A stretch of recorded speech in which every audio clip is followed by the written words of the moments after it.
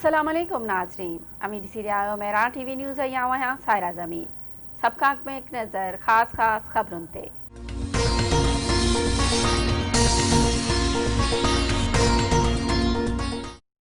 मच्छसाने में शहीद थियल पोरियतन जी कोयटा के हज़ारा टाउन में तदफीन। जनाज़े नमाज में वफाकी वज़ीर अली ज़ैदी, डिप्टी स्पीकर कासिम सूरी, जुल्फी बुखारी ऐं अल्लामा नासिर अब्बास समेत हज़ारे माण्हुनि जी शिरकत।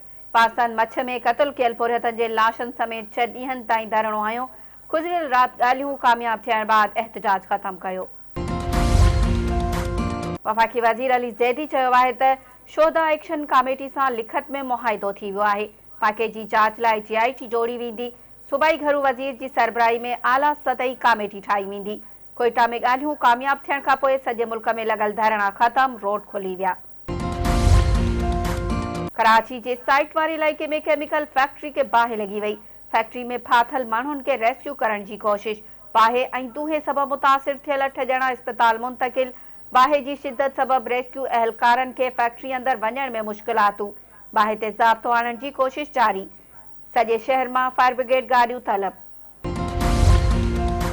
मुल्क अंदर कोरोना वायरस वेघे वधीक 40 मरीज़नि दम ॾेई छॾियो। पोतियुनि जो अंग वधी 10,568 थी वियो।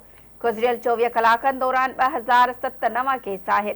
मुतासिरनि जो मजमूई अंग वधी 4,99,517 ताईं पहुची वियो।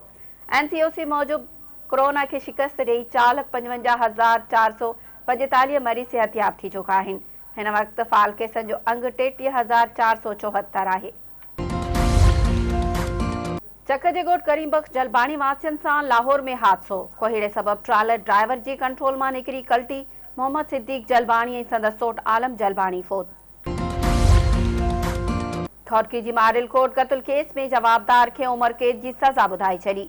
जवाबदार मुनीर भट्टी 2 साल अॻु पीरसन औरत फातिमा खे कननि मां वालियूं लाहिण दौरान मज़हमत ते घुटा ॾेई क़त्ल कयो हो।